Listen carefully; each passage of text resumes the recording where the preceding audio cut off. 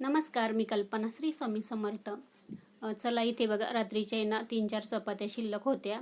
आता ह्या आहे ना म्हटलं चला सकाळी नाश्ता पण होऊन जाईल आपला आणि मुलं पण खातील. आता इथे ना म्हटलं चला आता त्याचा आहे ना भुगा करू. आमच्याकडे ना शिळ्या चपातीचा भुगा म्हणतात.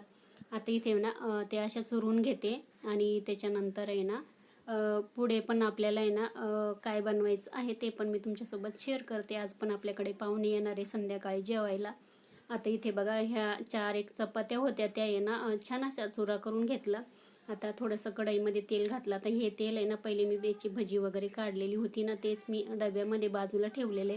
म्हटलं चला आता ते भाजीला वगैरे असं वापरून टाकते मग, किंवा चपातीला वगैरे. आता इथे बघा थोडेसे शेंगदाणे मी तेलामध्ये घातलेले. शेंगदाणे छान असे खरपूस तळून घ्यायचे. म्हणजे शेंगदाणे ना असे कुरकुरीत तळायचे, जसे आपण पोह्यांमध्ये शेंगदाणे घालतो ना तसेच आम्हाला खूप आवडतं असे भुग्यामध्ये पण. आता ते इथे बघा शेंगदाणे छान असे तळलेले आहे, बघू शकता. आणि मंद गॅसवरच तळायचे. मग आता ते ना काढून घ्यायचे आणि त्याच्यामध्ये नेहमीसारखं आपलं जसे आपण पोहे बनवतो तसंच आता इथे मी हा नाश्ता पण होऊन जाईल आपला. आणि चपात्या पण मग अशा शिल्लक नाही राहती. ह्या पद्धतीने केलं तर. आणि माझ्या मुलांना असा नाश्ता आवडतो भुगा. त्याच्यानंतर इथे मी लगेच त्याच्यामध्ये मोहरी आणि जिरं घातलं. आता इथे ना 1-2 हिरवी मिरची पण घातली ती. आता त्याच्यानंतर आपल्याला कांदा घालायचा आहे आणि इथे बघा कढीपत्ता पण घालून घेतलेला आहे. चला आता इथे बघा भरपूर असा कांदा घालायचा आहे. माझ्या मुलाला कांदा कोणत्याही भाजीमध्ये खूप आवडतो. आता इथे मी कांदा पण भरपूर घातलेला आहे, बघू शकता. आता इथे कांदा ना लवकर मऊ होण्यासाठी आपण अगदी चिमूटभर मीठ घालू आणि नंतरही आपल्याला थोडंसं घालायचं आहे.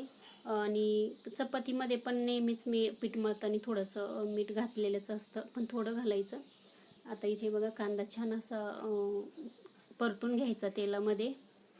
आता इथे बघा त्याच्यामध्ये आपल्याला आहे ना नंतर कोथिंबीर वगैरे घालायची.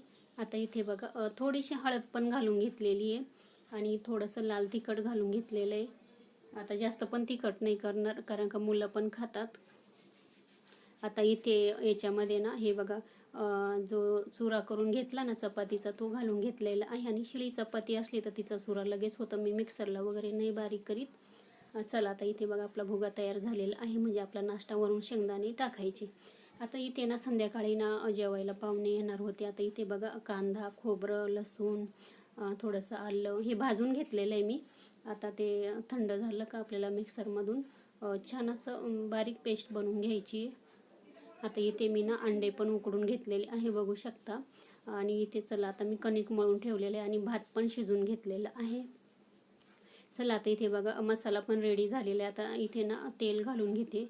आता तेल घातल्यानंतर याच्यामध्ये ना काही दुसरा नाही घाल डायरेक्ट. मग इथे बघा हा आपले सुके मसाले असतात ते घातले. आता इथे बघा मिरची, हळद आहे, धना पावडर आणि माझं घरगुती काळा मसाला पण आहे. आता तुम्ही इथे चिकन मसाला पण घालू शकता किंवा गरम मसाला पण घालू शकता. इथे बघा छान असं मसाले तळून घेतलेले. आता जे वाटण केलेलं होतं हे बघा ते आता याच्यामध्ये घालून घेते आणि छान असं परतून घ्यायचं आहे. आज आपल्याला अंडा मसाला बनवायचा आहे, म्हणजे ग्रेव्हीचीच भाजी बनवायची अंड्याची. आज संध्याकाळी पाहुणे आहे जेवायला. आणि इथे आता चला त्याच्यामध्ये थोडंसं पाणी घालून घेतलेलं आहे. आता इथे ना छान त्याला असं हे बघा कडेला मसाला असा म्हणजे तरी आलेली आहे, म्हणजे तेल सुटलेलं. याच्यामध्ये परत पाणी घालून घेतलं आणि आता मीठ घालून घेतलं चवीनुसार. आता याच्यामध्ये आपल्याला आहे ना हे बघा जे अंडे होते ना उकडलेले त्याला असं एक साईडनं अशी चीर देते. मी अख्खाच अंडा ठेवणार आहे आणि इथे बघा ह्या पद्धतीने अंडे सोडून देते. आता इथे बघा कमी दिसतंय त्याचे ग्रेव्ही, पण आता अंडे घातल्यानंतर ते भरपूर होणार आहे. आता इथे बघा भाजी झालेली आहे, बघू शकता. आणि छान अशी तर्री पण आलेली आहे आणि जास्त पातळ पण नाही ठेवली मी आणि जास्त घट्ट पण नाही. हे बघा मीडियम ठेवलेली आहे. चला आता इथे बघा आपली अंड्याची भाजी पण तयार झालेली आहे, अंडा करी. आता त्याच्यानंतर आहे ना इथे बघा आता त्यांना जेवायला वाढते.